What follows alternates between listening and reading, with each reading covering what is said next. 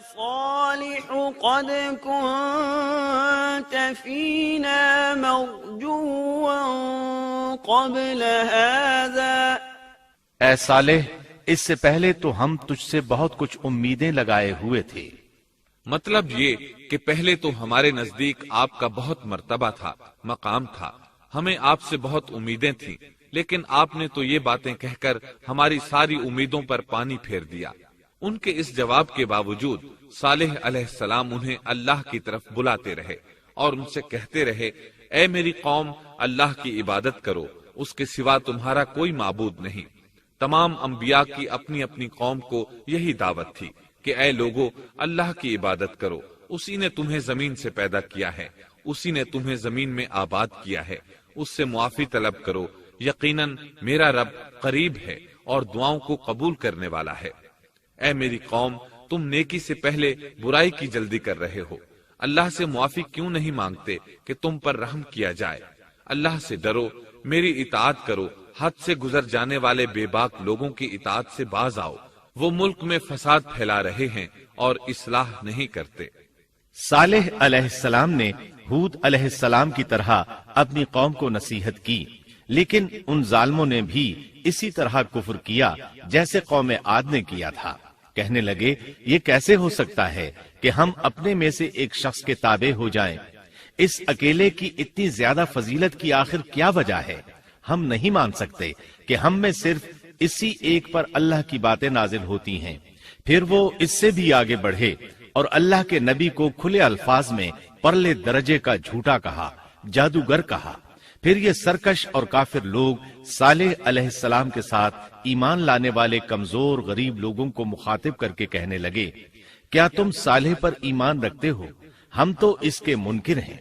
اس طرح صالح علیہ السلام دن رات انہیں دعوت دیتے رہے، یہاں تک کہ یہ لوگ صالح علیہ السلام سے کہنے لگے، تم نے اور تمہارے ساتھیوں نے ہمارے اندر نحوست پھیلا رکھی ہے اور اسی لیے ہم مشکلات اور مصائب کا شکار ہیں، لہٰذا تم ہم سے دور ہو جاؤ. صالح علیہ السلام نے انہیں جواب دیا، تم پر نحوست اللہ کی طرف سے ہے، تم فتنے میں پڑے ہوئے لوگ ہو.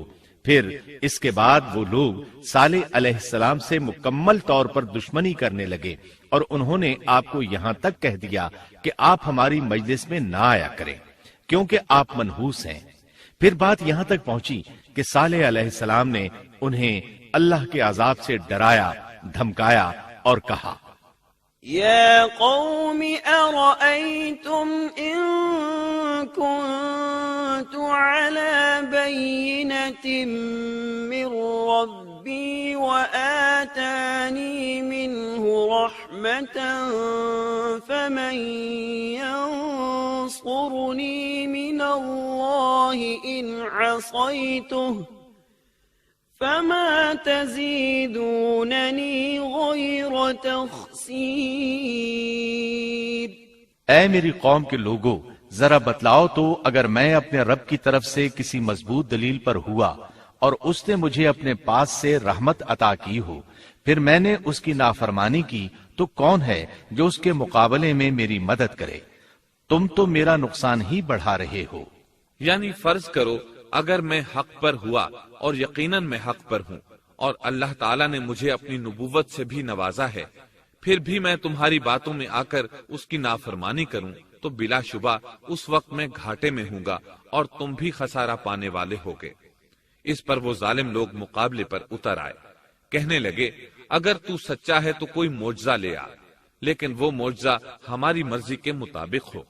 اس صورت میں ہم ضرور ایمان لے آئیں گے. آپ ایسا کریں کہ بستی کے کنارے پتھریلی چٹان میں سے دودھ دینے والی 10 ماہ کی حاملہ اونٹنی نکالیں، اس کا رنگ سرخ ہو. صالح علیہ السلام سے یہ مطالبہ کر کے وہ سردار لوگ ایک طرف بیٹھ گئے اور مذاق اڑانے لگے. ایک کہنے لگا اونٹنی 10 ماہ کی ہو، حاملہ ہو.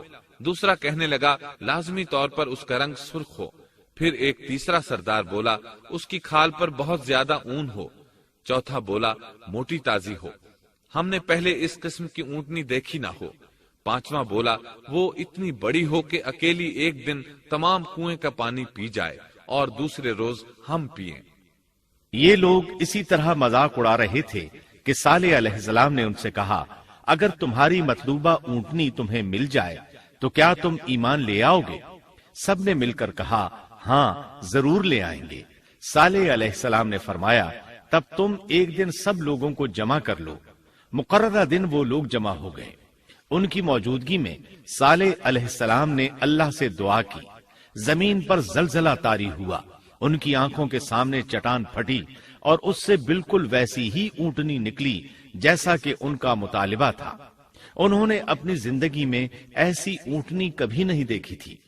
اس میں وہ تمام صفات موجود تھیں جن کا ذکر ان لوگوں نے کیا تھا۔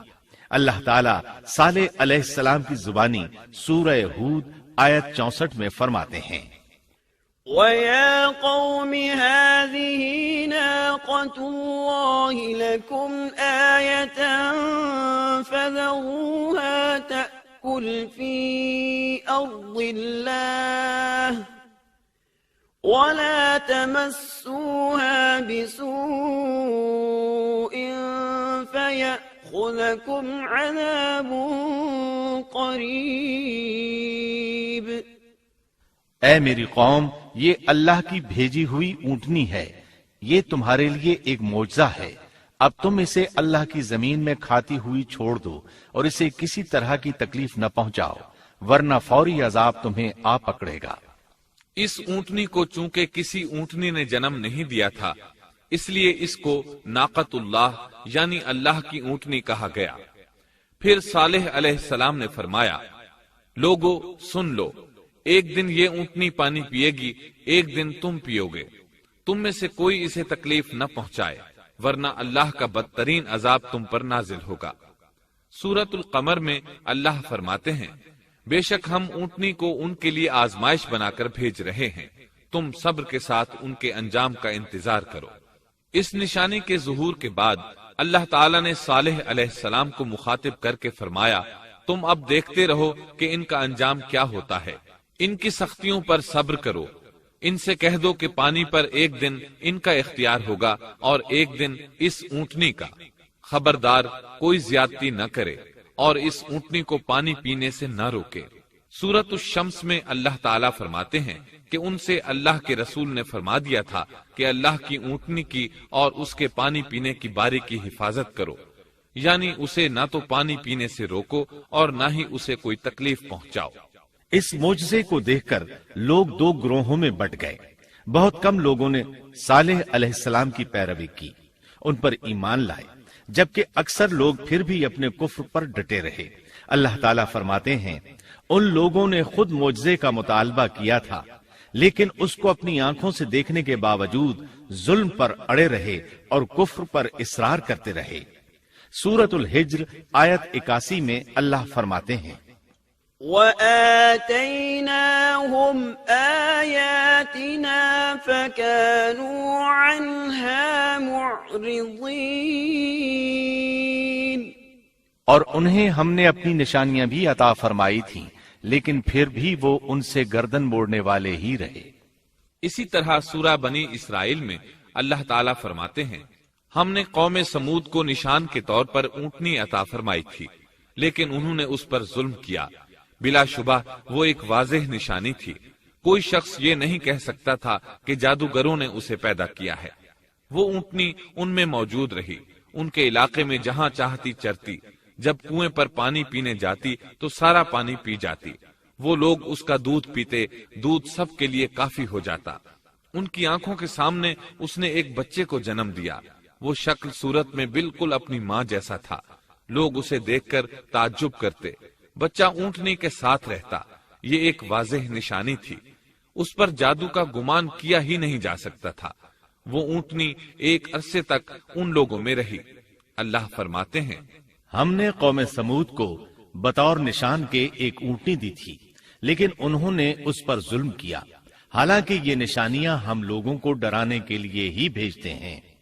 وہ لوگ اس اونٹنی کو دیکھ کر متعجب ضرور ہوئے، لیکن ایمان پھر بھی بہت کم لوگ لائے، حالانکہ اس نشانی کے بعد انہیں چاہیے تھا ایمان لے آئیں۔ پھر ایک دن قوم کے سرداروں نے مشورہ کیا کہ اگر ہم نے صالح کو اسی طرح چھوڑ دیا تو کہیں لوگ ہمیں نہ چھوڑ دیں اور صالح کے پیروکار بن جائیں۔ اس اونٹنی نے تو ہمیں مصیبت میں ڈال دیا ہے، ہم پورا ایک دن پانی کو چھو بھی نہیں سکتے، کیونکہ یہ سارا دن پانی پیتی رہتی ہے۔ پھر یہ اس قدر دیو ہیکل ہے کہ اسے دیکھ کر ہماری بکریاں بھاگ جاتی ہیں، اونٹ اسے دیکھ کر خوفزدہ ہو جاتے ہیں، لہٰذا ہمیں چاہیے کہ اس سے چھٹکارا حاصل کر لیں۔ وہ آپس میں مشورہ کرتے رہے، آخر انہوں نے ایک آدمی منتخب کیا۔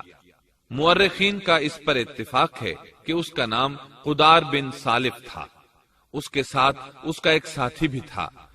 ان دونوں نے مل کر اونٹنی کو قتل کیا۔ اللہ تعالیٰ سورۃ القمر آیت 29 اور 30 میں فرماتے ہیں، فنادوا صاحبهم فتعاطى فعقر فكيف كان عذابي ونذر۔ پھر انہوں نے اپنے ساتھی کو بلایا، تب اس نے ہاتھ بڑھایا اور اس کی کونچیں کاٹ دی، پھر دیکھا ہمارا عذاب اور ڈراوا کیسا تھا۔ اس قدار کے بارے میں نبی کریم صلی اللہ علیہ وسلم کا ارشاد ہے کہ پہلے لوگوں میں سے سب سے زیادہ بدبخت یہی تھا۔ اللہ تعالیٰ نے قرآن مجید میں اس کا ذکر یوں فرمایا ہے، فنادوا صاحبہم، پھر انہوں نے اپنے ساتھی کو پکارا۔ سورۃ الشمس میں اللہ فرماتے ہیں، اذ انبعث اشقاها، جب ان میں بڑا بدبخت شخص اٹھ کھڑا ہوا۔ یہ بدبخت قدار اٹھا، اپنے ساتھی کو ساتھ لیا اور اونٹنی کو قتل کرنے کے لیے تیار ہو گئے۔ آپس میں مشورہ ہوا کہ یہ نہ کہا جائے ہم نے اسے قتل کیا ہے۔ اس طرح باقی لوگوں نے بھی ان سے اتفاق کیا۔ اللہ تعالیٰ سورہ نمل آیت 48 میں فرماتے ہیں، وَكَانَ فِي الْمَدِينَةِ 9 رَهْطٍ يُفْسِدُونَ فِي الْأَرْضِ وَلَا يُصْلِحُونَ، اور اس شہر میں 9 آدمی ایسے تھے جو زمین میں فساد کرتے تھے اور اصلاح نہیں کرتے تھے۔ مطلب یہ کہ یہ لوگ فساد کی انتہا کو پہنچے ہوئے تھے، ان میں بھلائی نام کو نہیں تھی اور نہ ان کا فساد کی اصلاح کا ارادہ تھا۔ بخاری، مسلم اور مسند احمد کی ایک حدیث میں ہے، رسول اللہ صلی اللہ علیہ وسلم نے ایک بار اپنے خطبے میں اس اونٹنی اور اسے مار ڈالنے کا ذکر فرمایا۔ آیت اذ انبعث اشقاها کی تلاوت کرتے ہوئے فرمایا کہ جیسے ابو زمعہ تھا، اسی جیسا یہ شخص بھی اپنی قوم میں عزیز، دلیر اور بڑا آدمی تھا۔ تمام لوگوں نے اس بدبخت کے ساتھ عہد کیا اور اسے یقین دہانی کرائی کہ اگر تمہارے ساتھ کسی نے برائی کا ارادہ کیا تو تمام قوم تمہاری حمایت میں اٹھ کھڑی ہوگی۔ اس یقین دہانی کے بعد یہ بدبخت اونٹنی کے انتظار میں بیٹھ گئے۔ اونٹنی پہاڑ کی طرف سے آتی تھی اور پانی پی کر واپس چلی جاتی تھی، یہی اس کا معمول تھا۔ جب ان لوگوں نے چٹان سے اونٹنی کو نکلتے دیکھا تو اچانک حملہ کرنے کے لیے آگے بڑھے، لیکن اس کا جثہ دیکھ کر خوفزدہ ہو گئے، الٹے پاؤں بھاگے۔ بدبخت قدار نے اپنے ساتھیوں کی یہ حالت دیکھی تو ہنس پڑا اور آگے بڑھ کر اونٹنی کی ران میں تیر مارا۔ اس سے اونٹنی کی ران کی ہڈی ٹوٹ گئی اور وہ نیچے گر گئی۔ پھر اس ظالم نے اپنے ساتھیوں کو آواز دی اور آگے بڑھ کر اونٹنی کی کونچیں کاٹ دی۔ سورۃ الشمس میں اللہ تعالیٰ فرماتے ہیں، ان لوگوں نے اپنے پیغمبر کو جھوٹا سمجھ کر اس اونٹنی کی کونچیں کاٹ دی، پس ان کے رب نے ان کے گناہوں کے باعث ان پر ہلاکت ڈالی اور پھر ہلاکت کو عام کر دیا اور اس بستی کو برباد کر دیا۔ اونٹنی کی کونچیں کاٹ دیے جانے کے بارے میں اللہ تعالیٰ ایک دوسرے مقام پر فرماتے ہیں کہ پس انہوں نے اونٹنی کو مار ڈالا اور اپنے پروردگار کے حکم سے سرتابی کی اور کہنے لگے، اے صالح، جن عذابوں سے تو ہمیں دھمکاتا رہتا تھا، اگر تو واقعی پیغمبر ہے تو ان عذابوں کو ہم پر نازل کرا دے۔ اونٹنی پر حملہ ہوتے ہی اس کا بچہ بھاگ نکلا تھا۔ وہ پہاڑ کی چوٹی پر چڑھ گیا، 3 مرتبہ بلبلایا۔ یہ بدبخت اس کے پیچھے بھاگے اور آخر اسے بھی قتل کر دیا۔ پھر تمام بستی والے جمع ہوئے، اونٹنی اور اس کے بچے کا گوشت تیار کیا اور مزے کے ساتھ اس کو کھایا۔ اس جرم میں ان سب نے شرکت کی، البتہ جو لوگ صالح علیہ السلام پر ایمان لے آئے تھے وہ الگ تھلگ رہے۔ صالح علیہ السلام کو جب یہ خبر ملی تو وہ گھبرائے ہوئے اونٹنی کے پاس پہنچے۔ اونٹنی بے جان پڑی تھی، اس کا بچہ بھی بے جان تھا۔ لوگ ان کے گرد جمع تھے اور ان کا گوشت کھا رہے تھے۔ اس وقت صالح علیہ السلام نے ان سے کہا، فقال تمتعوا في داركم 3 أيام ذلك وعد غير مكذوب۔ اس پر صالح نے کہا کہ اچھا تم 3 دن تک اپنے گھروں میں رہ سہ لو، یہ وعدہ جھوٹا نہیں ہے۔ مطلب یہ کہ تمہیں صرف 3 دن کی مہلت ہے، اس کے بعد تم سب کے سب ہلاک کیے جاؤ گے۔ وہ صالح علیہ السلام کی بات کو رد کرتے ہوئے انہیں دھمکیاں دینے لگے کہ جن عذابوں کا تو ہم سے وعدہ کر رہا ہے، اگر تو سچا ہے تو ان کو ہم پر نازل کر دے۔ اس کے بعد وہ جمع ہو کر مشورہ کرنے لگے کہ آج رات صالح کو بھی مار ڈالو۔ ان کے اس مشورے کے بارے میں اللہ تعالیٰ سورۃ النمل آیات 48 اور 49 میں فرماتے ہیں، اس شہر میں 9 سردار تھے، وہ زمین میں فساد پھیلاتے رہتے تھے اور اصلاح نہیں کرتے تھے۔ انہوں نے آپس میں بڑی بڑی قسمیں کھا کھا کر عہد کیا کہ رات ہی کو صالح اور اس کے گھر والوں پر چھاپا ماریں گے اور اس کے وارثوں سے صاف کہہ دیں گے کہ ہم اس کے اہل کی ہلاکت کے وقت موجود نہیں تھے اور ہم بالکل سچے ہیں۔ اب یہ لوگ صالح علیہ السلام کے گھر کی طرف چلے۔ اللہ تعالیٰ سورۃ النمل آیات 50 اور 51 میں فرماتے ہیں، وَمَكَرُوا مَكْرًا وَمَكَرْنَا مَكْرًا وَهُمْ لَا يَشْعُرُونَ فَانظُرْ كَيْفَ كَانَ عَاقِبَةُ مَكْرِهِمْ أَنَّا دَمَّرْنَاهُمْ وَقَوْمَهُمْ أَجْمَعِينَ۔ اور انہوں نے ایک داؤ کھیلا، سو ہم نے بھی ایک ایسا داؤ کھیلا کہ انہیں خبر بھی نہ ہوئی۔ پھر دیکھو کہ ان کے داؤ کا کیا انجام ہوا، ہم نے انہیں اور ان کی ساری قوم کو ہلاک کر دیا۔ صالح علیہ السلام کا گھر پہاڑ کی بلندی پر تھا۔ یہ فسادی لوگ ابھی اوپر چڑھ رہے تھے کہ زمین حرکت کرنے لگی۔ ایک چٹان اوپر سے لڑھکتی ہوئی آئی اور ان تمام کو پیس کر رکھ دیا۔ ان 9 فسادی لوگوں کی ہلاکت کے ساتھ ہی اللہ کے عذاب کی ابتدا ہو چکی تھی۔ چنانچہ صالح علیہ السلام نے اپنے ساتھیوں کے ساتھ اس بستی کو چھوڑ دیا، یعنی وہ ہجر کے علاقے سے نکل گئے۔ صبح ہوئی تو لوگوں نے ایک عجیب منظر دیکھا۔ قوم سمود کے تمام لوگوں کے چہرے زرد پڑ چکے تھے، وہ سب رونے لگے کیونکہ عذاب کے آثار شروع ہو چکے تھے۔ دوسرے دن تمام لوگوں کے چہرے آگ کی طرح سرخ ہو گئے اور تیسرے دن تمام کے چہرے سیاہ ہو چکے تھے۔ اپنی یہ حالت دیکھ کر سب لوگ رونے اور چیخ پکار کرنے لگے، اپنی قبریں کھودنے لگے۔ اب انہیں یقین ہو چکا تھا کہ عذاب کا وعدہ برحق تھا۔ اللہ تعالیٰ نے انہیں پہلی قوموں کی طرح ایک قسم کا عذاب نہیں دیا تھا، جیسے قوم نوح کو صرف طوفان کے ذریعے ہلاک کیا گیا، قوم عاد کو صرف طوفانی ہوا کے ذریعے ہلاک کیا گیا، لیکن قوم سمود کو اللہ تعالیٰ نے طرح طرح کے عذابوں سے دوچار کیا، اس لیے کہ انہوں نے اپنی مطلوبہ شرط پوری ہونے کے باوجود ایمان قبول نہیں کیا تھا۔ عذاب کی ابتدا زلزلے سے ہوئی، زمین حرکت کرنے لگی۔ اس کی وجہ سے وہ لوگ اپنے گھروں میں اوندھے کے اوندھے پڑے رہ گئے، ان میں اٹھنے کی طاقت تک نہ رہی۔ پھر آسمان میں سخت کڑاکا ہوا، اس کی ہولناک دہشت انگیز چنگھاڑ نے ان کے بھیجے پھاڑ کر رکھ دیے۔ ایک ہی لمحے میں ایک ساتھ وہ سب ڈھیر ہو گئے۔ ان کی ہلاکت اور تباہی کو بیان کرتے ہوئے اللہ تعالیٰ سورۃ الزاریات آیات 43 تا 45 میں فرماتے ہیں، وَفِي ثَمُودَ إِذْ قِيلَ لَهُمْ تَمَتَّعُوا حَتَّى حِينٍ فَعَتَوْا عَنْ أَمْرِ رَبِّهِمْ فَأَخَذَتْهُمُ الصَّاعِقَةُ وَهُمْ يَنظُرُونَ فَمَا اسْتَطَاعُوا مِنْ قِيَامٍ وَمَا كَانُوا منتصرین۔ اور سمود کے قصے میں بھی عبرت ہے۔ جب ان سے کہا گیا کہ تم کچھ دن تک فائدہ اٹھا لو، لیکن انہوں نے اپنے رب کے حکم سے سرتابی کی، اس پر انہیں ان کے دیکھتے دیکھتے تیز و تند کڑاکے نے ہلاک کر دیا، پس نہ تو وہ کھڑے ہو سکے اور نہ بدلہ لے سکے۔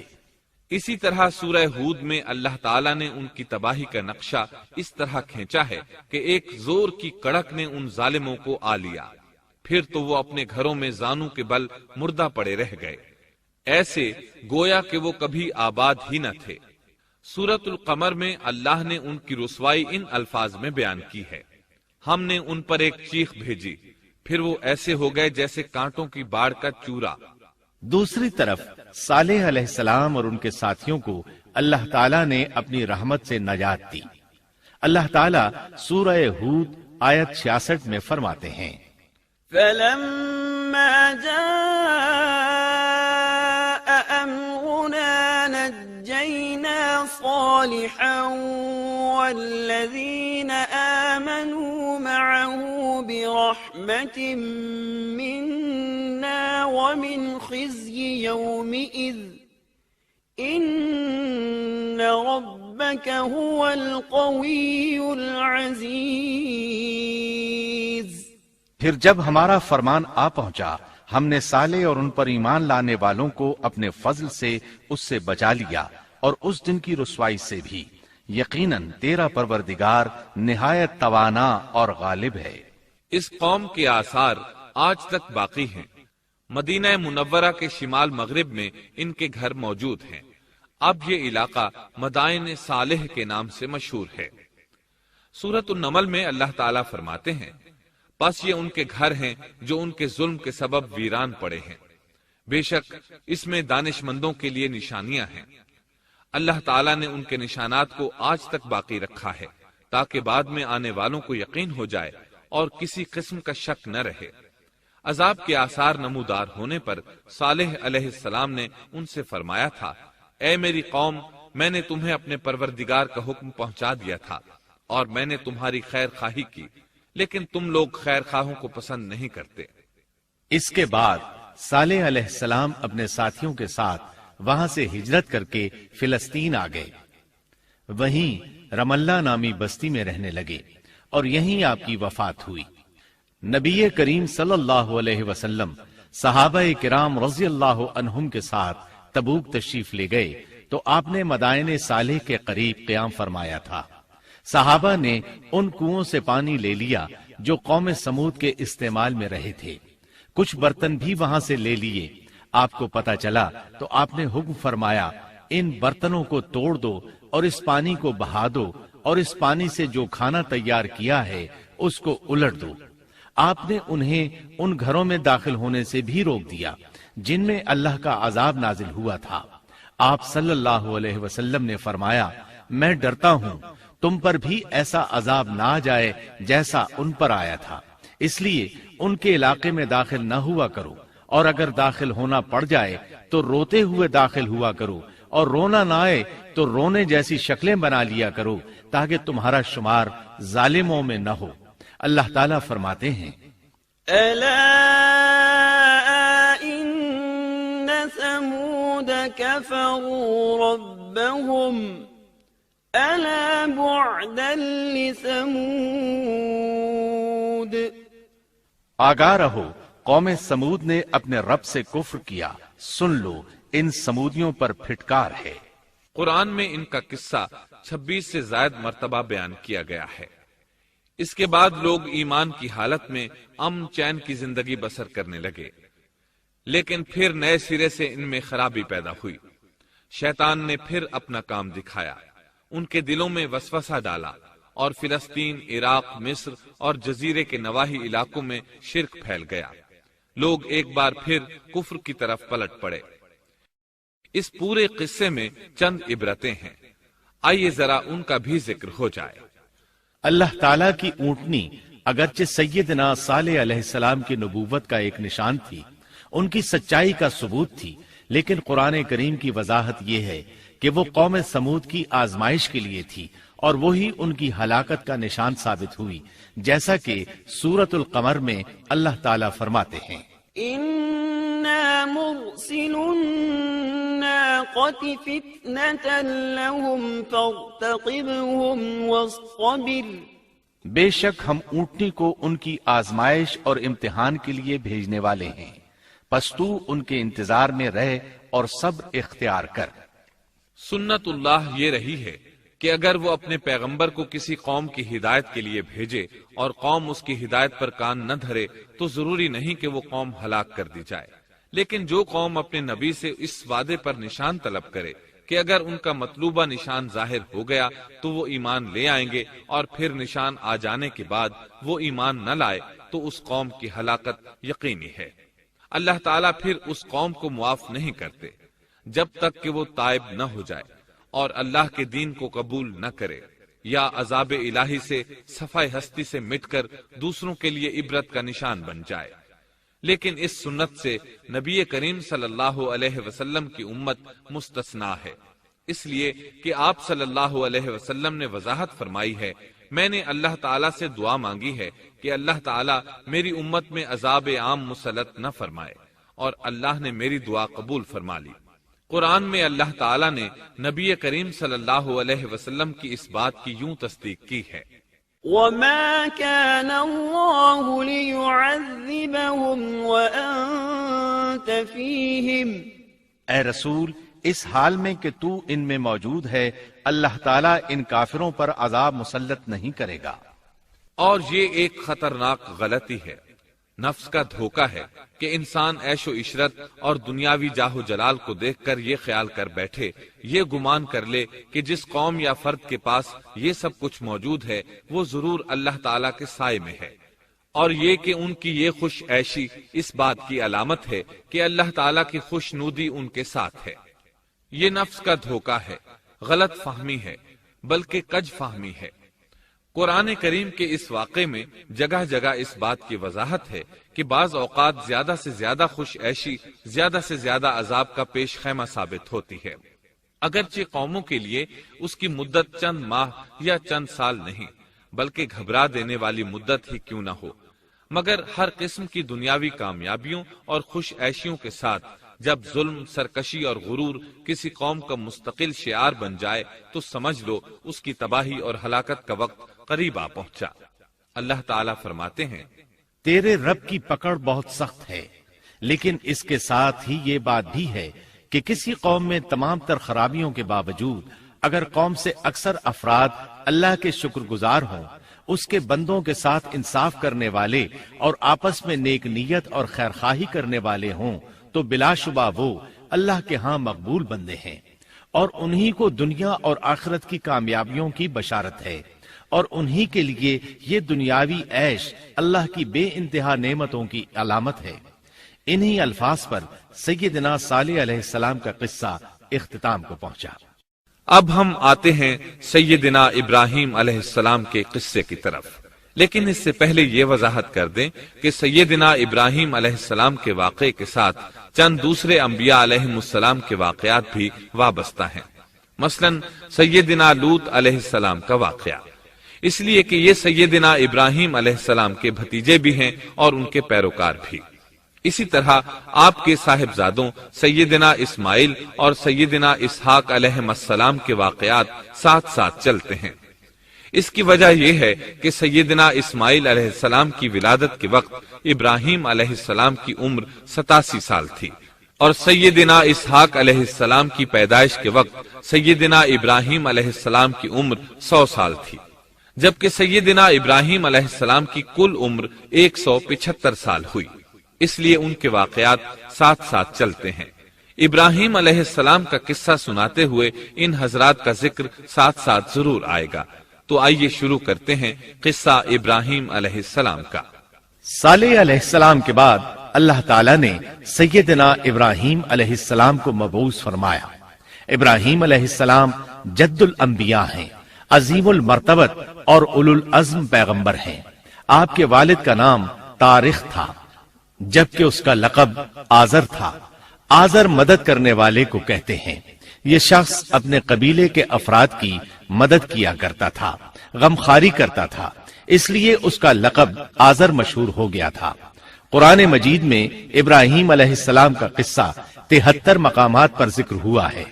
یہ 73 مقامات 25 سورتوں میں ہیں، اور یہ بات ابراہیم علیہ السلام کے بلند مرتبت ہونے پر دلالت کرتی ہے۔ ابراہیم علیہ السلام بھی سام بن نوح علیہ السلام کی نسل سے ہیں۔ آپ کی پیدائش عراق کے مشہور شہر بابل میں ہوئی۔ یہ عراق کے شمال میں واقع تھا اور آج بھی موجود ہے۔ بہت بڑا شہر ہے۔ اس وقت بھی بڑی آبادی پر مشتمل تھا۔ یہاں بت پرستی عام ہو چکی تھی۔ اللہ تعالی سورۃ العنکبوت آیت 25 میں فرماتے ہیں، وقال انما اتخذتم من دون الله اوثانا مودة بينكم في الحياة الدنيا۔ ابراہیم نے کہا کہ تم نے جن بتوں کی پرستش اللہ کے سوا کی ہے انہیں تم نے اپنی آپس کی دنیاوی دوستی کے بنا پر معبود ٹھہرا لیا ہے۔ مطلب یہ کہ وہ لوگ اللہ کی عبادت بتوں کو اللہ کا شریک ٹھہرا کر کرتے تھے۔ ابراہیم علیہ السلام نے اپنے باپ سے اور اپنی قوم سے کہا کہ یہ مورتیاں جن کے تم مجاور بنے بیٹھے ہو کیا ہیں؟ انہوں نے جواب دیا، ہم نے اپنے باپ دادوں کو انہی کی عبادت کرتے پایا ہے۔ اللہ تعالیٰ ان کے بارے میں فرماتے ہیں، اے نبی، انہیں ابراہیم علیہ السلام کا قصہ سنا دو جبکہ انہوں نے اپنے باپ اور اپنی قوم سے فرمایا تم کس کی عبادت کرتے ہو؟ کہنے لگے بتوں کی، ہم تو برابر ان کے مجاور بنے بیٹھے ہیں۔ ابراہیم علیہ السلام نے فرمایا جب تم انہیں پکارتے ہو تو کیا وہ سنتے بھی ہیں یا تمہیں نفع اور نقصان پہنچا سکتے ہیں؟ انہوں نے کہا یہ ہم کچھ نہیں جانتے، ہم نے تو اپنے باپ دادوں کو اسی طرح کرتے پایا ہے۔ مطلب یہ کہ یہ بت پرستی انہیں ورثے میں ملی تھی۔ وہ جن معبودوں کی عبادت کرتے تھے نہ وہ ان کی پکار کو سنتے تھے نہ ہی ان کے نفع و نقصان پر قادر تھے۔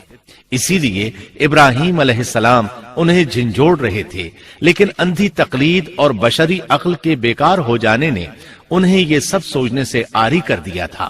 اللہ تعالیٰ نے ابراہیم علیہ السلام کی خصوصی رہنمائی فرمائی تھی، جیسا کہ سورۃ الانبیاء آیت 51 میں ہے، وَلَقَدْ آتَيْنَا إِبْرَاهِيمَ رُشْدَهُ مِن قَبْلُ وَكُنَّا بِهِ عَالِمِينَ۔ اور ہم نے ابراہیم کو پہلے سے ہدایت عطا فرما دی تھی اور ہم اسے جانتے تھے۔ ابراہیم علیہ السلام نے کبھی ایک لمحے کے لیے بھی بتوں کی پوجا نہیں کی تھی۔ آپ نے اپنی قوم کو بتوں کی پوجا کرتے دیکھا تو انہیں ملامت کی، ایک اللہ کی طرف دعوت دی، اور اس دعوت کی ابتدا انہوں نے اپنے باپ سے کی۔ اللہ تعالیٰ سورہ مریم میں فرماتے ہیں، اے نبی کتاب میں ابراہیم کا ذکر کر، بے شک وہ سچا نبی تھا۔ جب اس نے اپنے باپ سے کہا، اے میرے باپ، بے شک مجھے وہ علم عطا ہوا ہے جو تمہیں حاصل نہیں، اس لیے میری اطاعت کریں، میں آپ کو سیدھا راستہ دکھاؤں گا۔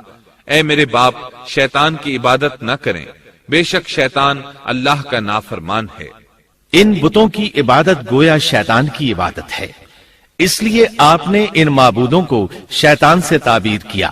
فرمایا، اے میرے باپ، بے شک مجھے خوف ہے کہ تم پر اللہ کا عذاب آئے، پھر تم شیطان کے ساتھی ہو جاؤ۔ باپ نے ان کی بات سن کر کہا، اے ابراہیم، کیا تو میرے معبودوں سے پھرا ہوا ہے؟ البتہ اگر تو باز نہ آیا تو میں تجھے سنسار کر دوں گا، اور تو مجھ سے ایک مدت تک دور ہو جا، یعنی مجھ سے اتنا دور ہو جا کہ کبھی مجھے نظر نہ آئے۔ ابراہیم علیہ السلام نے اپنے باپ پر نرمی اور مہربانی کرتے ہوئے ان سے کہا، آپ پر سلامتی ہو، میں اپنے رب سے آپ کے لیے بخشش طلب کرتا رہوں گا۔ لیکن جب بعد میں ان پر واضح ہو گیا کہ وہ تو اللہ کا دشمن ہے تو ابراہیم علیہ السلام اس سے بے تعلق ہو گئے۔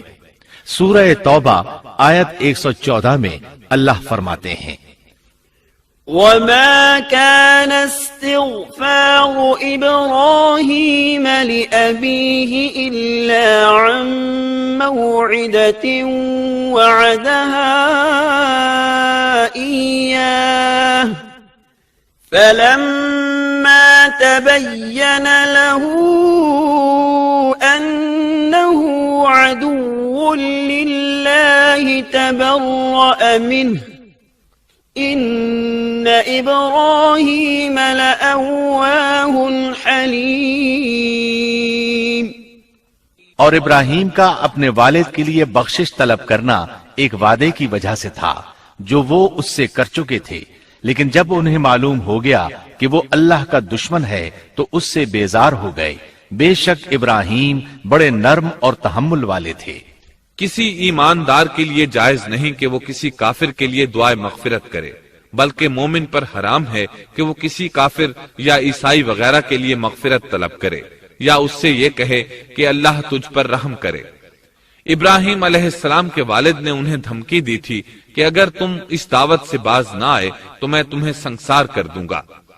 اس کے جواب میں ابراہیم علیہ السلام اپنے والد کے ساتھ انتہائی شفقت سے پیش آئے اور اس سے کہنے لگے، میں آپ کے لیے اپنے رب سے استغفار کرتا رہوں گا، اس لیے کہ آپ اپنے والد پر بے حد مہربان تھے۔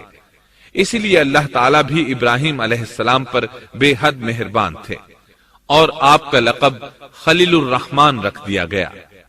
خلت محبت کا وہ انتہائی درجہ ہے جس کے ساتھ دل محبت سے بھر جاتا ہے، یعنی وہ بہت سے لوگوں سے بڑھ کر اللہ تعالیٰ کو محبوب تھے۔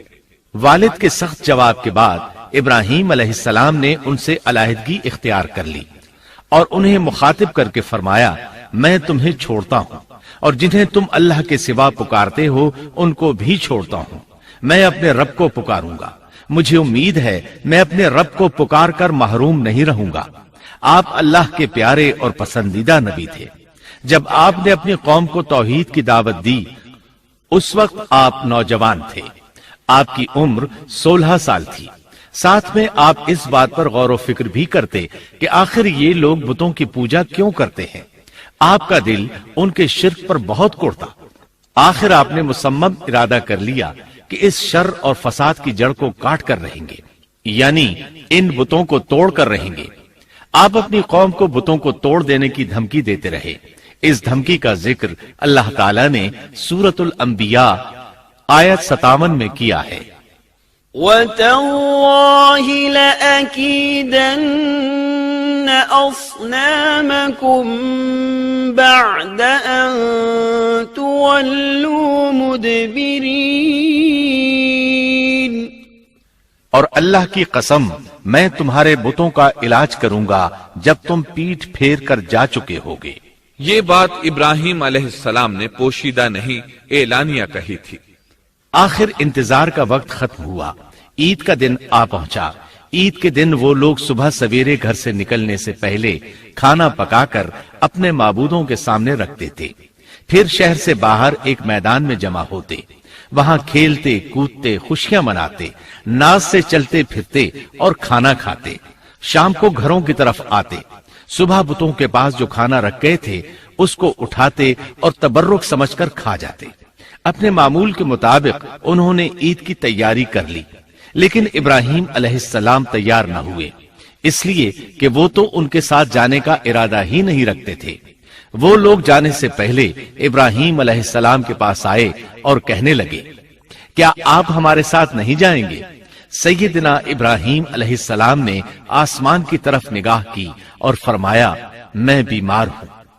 یہ تمام واقعہ سورۃ الانبیاء آیات 51 تا 58 میں بیان ہوا ہے۔ یقیناً ہم نے ابراہیم کو پہلے سے ہدایت فرما دی تھی اور ہم اسے جانتے تھے، جبکہ اس نے اپنے باپ سے اور اپنی قوم سے کہا کہ یہ مورتیاں جن کے تم مجاور بنے بیٹھے ہو کیا ہیں؟ سب نے کہا، ہم نے اپنے باپ دادوں کو انہی کی عبادت کرتے پایا ہے۔ آپ نے فرمایا، پھر تو تم اور تمہارے باپ دادا سبھی یقیناً کھلی گمراہی میں مبتلا رہے۔ کہنے لگے، کیا آپ سچ مچ ہمارے پاس حق لائے ہیں یا یوں ہی مذاق کر رہے ہیں؟ آپ نے فرمایا، نہیں نہیں، در حقیقت تم سب کا پروردگار تو وہ ہے جو آسمان و زمین کا مالک ہے، جس نے انہیں پیدا کیا ہے۔ میں تو ایسی بات کا گواہ اور قائل ہوں، اور اللہ کی قسم میں تمہارے ان معبودوں کا علاج تمہاری غیر موجودگی میں کروں گا۔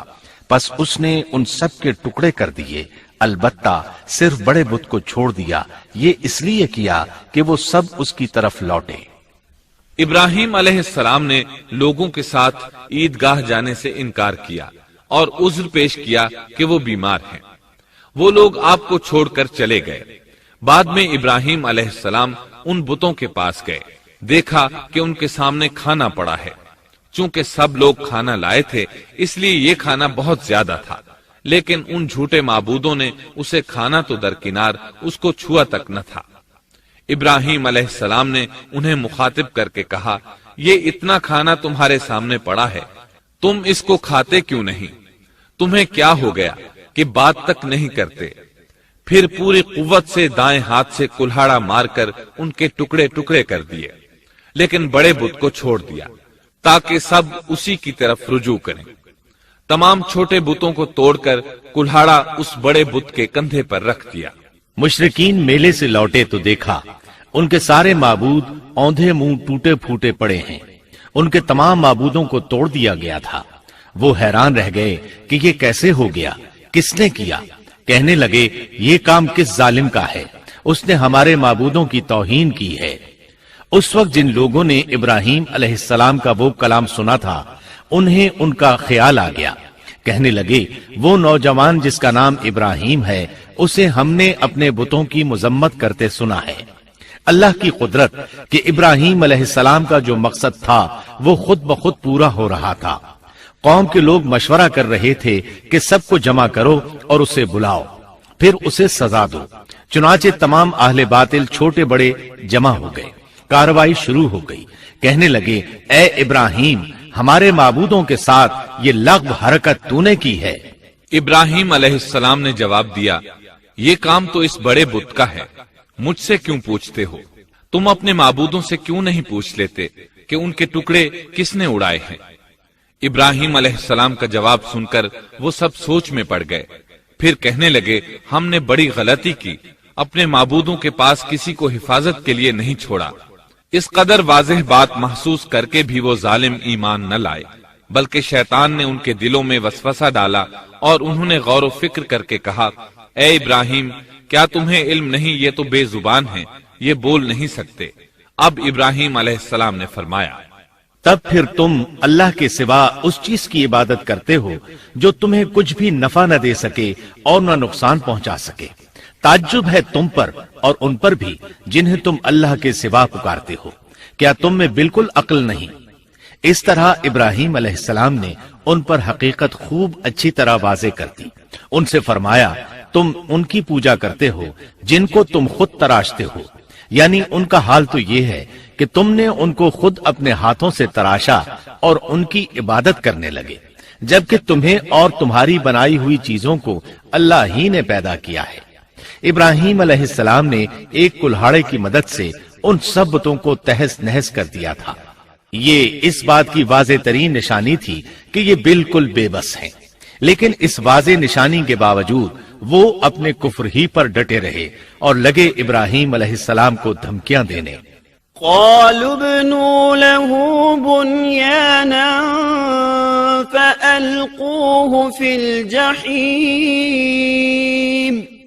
کہنے لگے، اس کے لیے ایک آتش کدہ بناؤ اور اسے اس دہکتی آگ میں ڈال دو۔ پھر ان لوگوں نے ایک چٹیل میدان کا انتخاب کیا جہاں مٹی نام کی کوئی چیز نہیں تھی۔ اس میدان کو پتھروں کی باڑ کے ساتھ گھیر دیا گیا۔ پھر سب لوگوں کو حکم دیا گیا کہ وہ لکڑیاں جمع کر کے اس گھیری ہوئی جگہ میں رکھیں۔ چنانچہ سب لوگ لکڑیاں جمع کر کے وہاں لانے لگے، یہاں تک کہ عورتوں اور بچوں نے بھی اس کام میں بڑھ چڑھ کر حصہ لیا۔ میدان میں اتنی لکڑیاں جمع ہو گئیں کہ زمین نظر نہیں آتی تھی۔ یہ لکڑیاں زمین پر ایک اونچی دیوار محسوس ہوتی تھیں۔ پھر ان لکڑیوں کو آگ لگائی گئی۔ جب آگ کے شعلے آسمان سے باتیں کرنے لگے تو انہوں نے ابراہیم علیہ السلام کو آگ میں ڈالنے کے لیے ایک جھولا تیار کیا۔ اس میں سیدنا ابراہیم علیہ السلام کو رکھا گیا۔ اس وقت آپ نے یہ دعا پڑھی، حسبنا اللہ ونعم الوکیل۔ ہمیں اللہ کافی ہے اور وہی بہترین کارساز ہے۔ یہ کلمہ ہر محتاج اور مصیبت زدہ کو پڑھنا چاہیے۔ بخاری میں ہے، رسول اللہ صلی اللہ علیہ وسلم نے فرمایا، حسبنا اللہ و نعم الوکیل ابراہیم علیہ السلام نے اس وقت فرمایا تھا جب انہیں آگ میں پھینکا جانے لگا تھا۔ مطلب یہ کہ ہم اللہ ہی پر بھروسہ کرتے ہیں، اس کے سوا ہمارا کسی پر بھروسہ نہیں۔ بعض روایات میں یہ بھی ہے کہ جب ابراہیم علیہ السلام کو آگ میں ڈالا جانے لگا تو جبریل علیہ السلام آئے اور کہا، اے ابراہیم، کوئی حاجت ہے تو میں حاضر ہوں۔ ابراہیم علیہ السلام نے فرمایا، اگر تم اپنی مرضی سے آئے ہو تو مجھے تمہاری کوئی ضرورت نہیں۔ ایک دوسری روایت میں ہے کہ بارش کے فرشتے نے حاضر ہو کر کہا تھا، اے ابراہیم، مجھے حکم دیجئے میں بارش برسا کر اس آگ کو بجھا دوں۔ لیکن ایسی تمام روایات ضعیف ہیں۔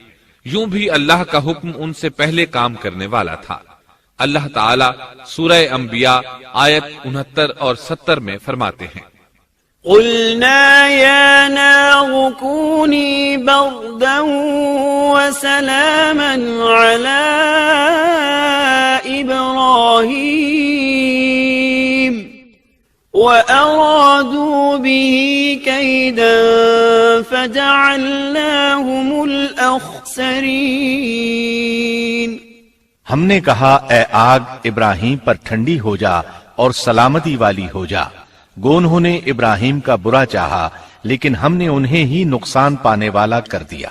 چنانچہ جب ابراہیم علیہ السلام کو آگ میں ڈالا گیا تو وہ ٹھنڈی ہو گئی۔ ابن عباس رضی اللہ عنہما فرماتے ہیں، اگر اللہ تعالیٰ آگ سے یہ نہ فرماتے کہ سلامتی والی ٹھنڈی ہو جا تو وہ اس قدر سرد ہو جاتی کہ اس کی ٹھنڈک سے تکلیف محسوس ہوتی۔ گویا آگ بھی اللہ کے حکم کے بغیر نہیں جلا سکتی، چھری اللہ کے حکم کے بغیر نہیں کاٹ سکتی، اس لیے کہ یہ بھی اللہ کی مخلوق ہیں اور ان کی قدرت بھی اللہ کے پاس ہے۔ وہ چاہے تو ان کو قدرت عطا کر دے، چاہے تو قدرت واپس لے لے۔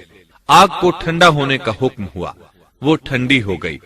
اس نے نہ ابراہیم علیہ السلام کے کپڑے جلائے، نہ جسم کے کسی حصے کو کوئی نقصان پہنچایا، صرف وہ رسیاں جلائیں جن سے آپ کو باندھا گیا تھا۔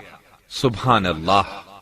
لوگ آگ کے گرد اس انتظار میں کھڑے تھے کہ جو ہی انہیں آگ میں پھینکا جائے گا وہ جل کر راکھ ہو جائیں گے، لیکن وہ یہ دیکھ کر حیران رہ گئے کہ ابراہیم علیہ السلام بڑے ناز سے آگ کے درمیان بیٹھے ہیں۔ بعض روایات میں ہے کہ ابراہیم علیہ السلام فرمایا کرتے تھے، مجھے ان دنوں جو راحت اور سکون حاصل تھا ویسا آگ سے نکلنے کے بعد نہیں ہوا۔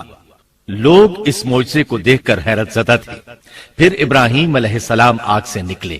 اتنا بڑا معجزہ دیکھنے کے باوجود لوط علیہ السلام کے سوا کوئی شخص پورے بابل شہر سے ان پر ایمان نہ لایا۔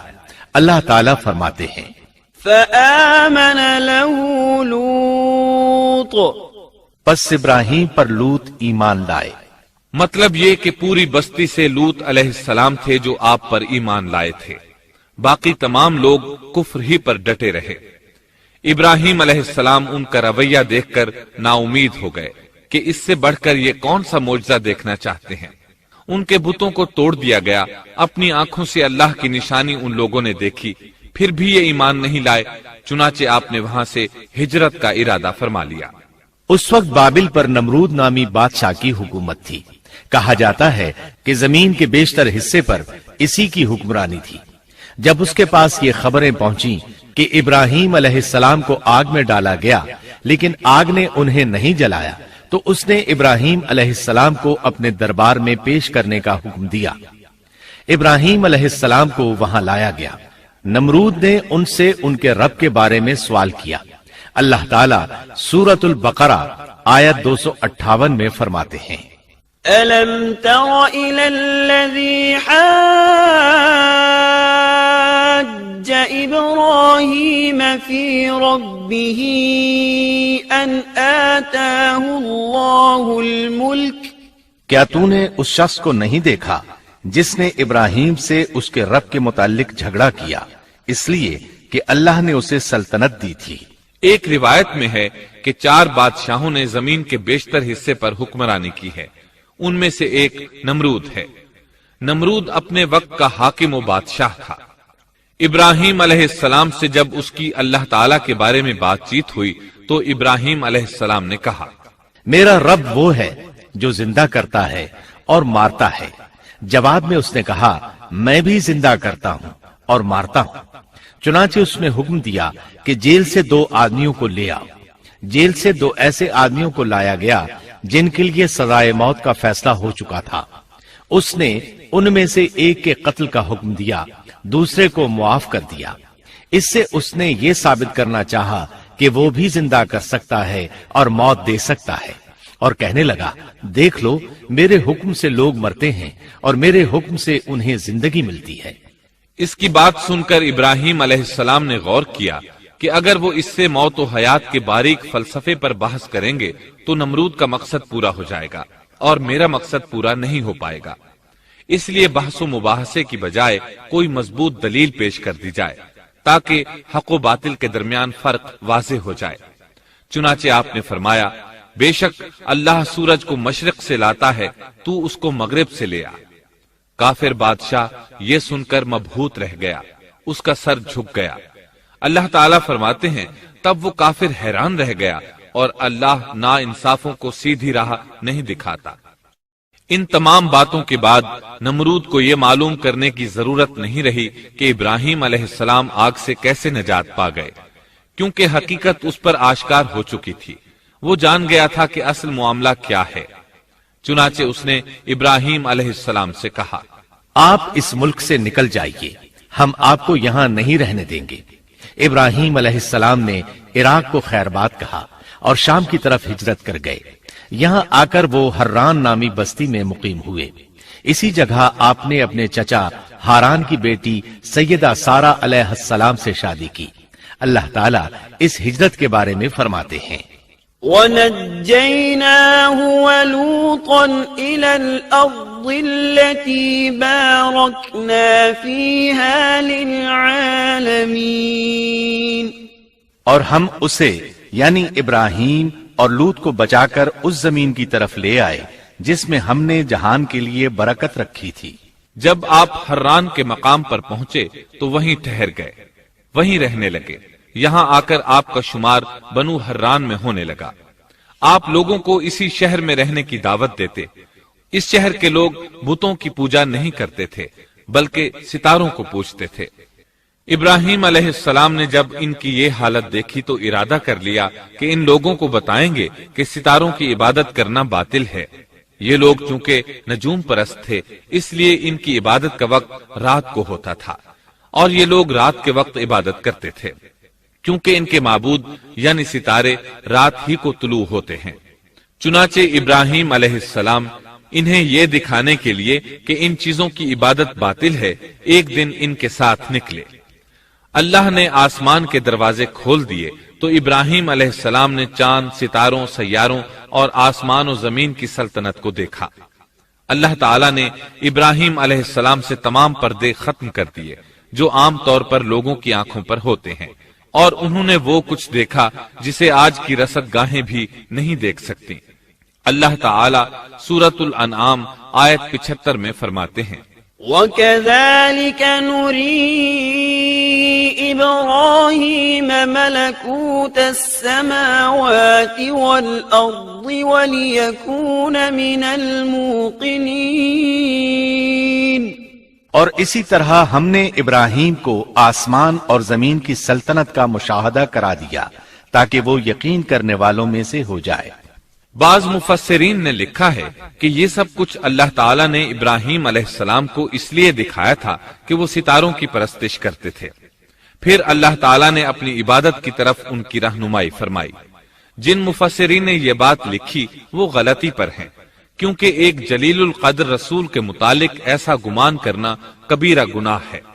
آسمان اور زمین کی سلطنت اور دیگر معجزات دکھانے کے بعد اللہ تعالیٰ فرماتے ہیں آسمان اور زمین کی پیدائش یقیناً انسان کی پیدائش سے بہت بڑا کام ہے۔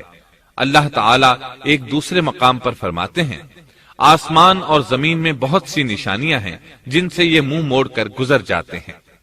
ابراہیم علیہ السلام حران شہر کے ستارہ پرستوں کو لے کر ایک رات نکلے۔ اچانک ایک ستارہ طلوع ہوا، اس کی چمک دمک بہت تھی، شکل صورت کے لحاظ سے بھی بہت خوبصورت تھا۔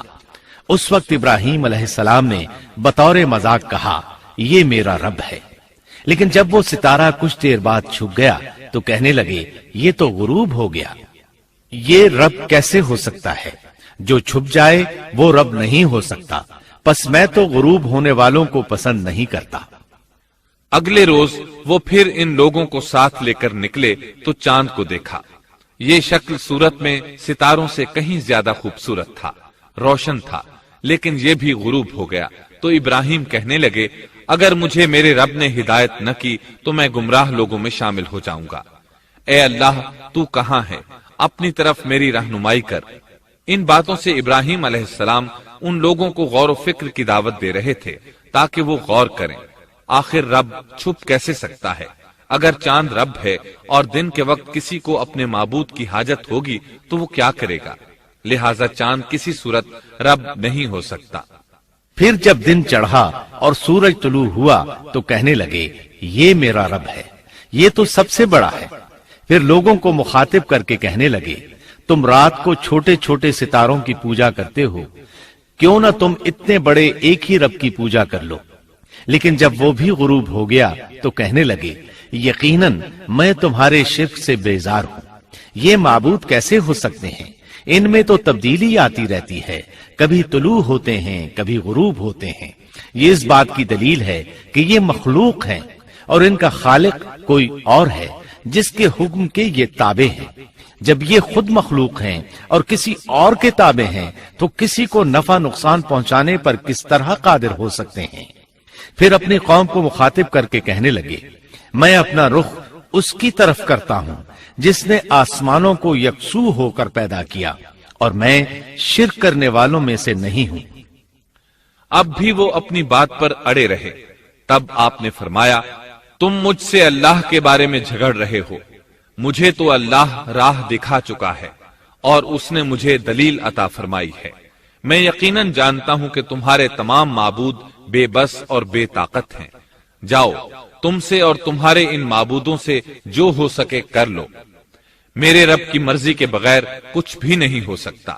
میرے رب نے ہر چیز کے علم کو اپنے گھیرے میں لے رکھا ہے، کیا پھر بھی تم نصیحت حاصل نہیں کرو گے؟ اور میں تمہارے معبودوں سے خوف کیوں کھاؤں؟ تم اللہ سے نہیں ڈرتے؟ ان کو اللہ کا شریک ٹھہرا رہے ہو۔ اللہ نے اس کی کوئی دلیل نازل نہیں کی۔ اگر تم میں صحیح علم ہے تو تم ہی بتلا دو کہ ہم دونوں جماعتوں میں سے امن کا زیادہ حقدار کون ہے؟ امن انہی کے لیے ہے جو ایمان لانے کے بعد دین کو شرک سے خلط ملط نہیں کرتے۔ حقیقت میں ہدایت یافتہ وہی لوگ ہیں۔ یہی ہمارے وہ دلائل تھے جو ہم نے ابراہیم علیہ السلام کو ان کی قوم کے مقابلے میں عطا کیے تھے، اور ہم جسے چاہیں مرتبے میں بڑھا دیں۔ بے شک تیرا رب بڑی حکمت والا ہے۔ ان لوگوں نے پھر بھی کفر ہی کیا، کوئی بھی ایمان نہ لایا۔ چنانچہ ابراہیم علیہ السلام نے ایک بار پھر ہجرت کی اور مصر جا پہنچے۔ مصر کے بادشاہ کو خبر ملی کہ ایک شخص ہجرت کر کے آیا ہے اور اس کے ساتھ ایک عورت ہے، وہ بہت زیادہ حسین و جمیل ہے۔ چنانچہ اس ظالم نے اپنے کارندوں کو بھیجا کہ اس عورت کو میرے پاس لے آؤ، ساتھ ہی اس سے پوچھنا کہ تمہارے ساتھ جو آدمی ہے وہ کون ہے، اگر وہ اس کا خاوند ہو تو اسے قتل کر دینا۔ ادھر بادشاہ نے اپنے کارندوں کو حکم دیا، ادھر اللہ نے ابراہیم علیہ السلام کی طرف وحی بھیج دی۔ انہوں نے سارا علیہ السلام سے کہا اگر وہ تجھ سے میرے بارے میں پوچھیں تو بتا دینا تم میری بہن ہو۔ پھر سارا سے بولے اے سارا، روئے زمین پر میرے اور تیرے سوا کوئی مومن نہیں، یعنی یہ کافروں کی سرزمین ہے، یہاں کوئی مومن نہیں، اس لحاظ سے تم میری دینی بہن ہو۔ پھر بادشاہ نے ابراہیم علیہ السلام کو پیش کرنے کا حکم دیا۔ اس نے آپ سے پوچھا یہ عورت کون ہے؟ آپ نے فرمایا یہ میری بہن ہے۔ اس طرح ابراہیم علیہ السلام کی زندگی میں 3 موقع ایسے آئے کہ انہوں نے اللہ کے دین کی حمایت اور مدافعت کے لیے توریہ کیا۔ توریہ کا مطلب یہ ہے کہ واقعہ کچھ اور ہو لیکن کوئی شخص کسی خاص مصلحت کی وجہ سے اسے 2 معانی والے الفاظ کے ساتھ اس انداز میں بیان کرے کہ سننے والا اس واقعہ کو نہ سمجھ سکے بلکہ اس کا ذہن خلاف واقعہ چیز کی طرف منتقل ہو جائے۔ شریعت نے بعض مخصوص حالات میں اس کی اجازت دی ہے۔ وہ 3 مواقع جہاں ابراہیم علیہ يا صالح قد كنت فينا مرجوا قبل هذا اے صالح، اس سے پہلے تو ہم تجھ سے بہت کچھ امیدیں لگائے ہوئے تھے۔ مطلب یہ کہ پہلے تو ہمارے نزدیک آپ کا بہت مرتبہ تھا، مقام تھا، ہمیں آپ سے بہت امیدیں تھیں، لیکن آپ نے تو یہ باتیں کہہ کر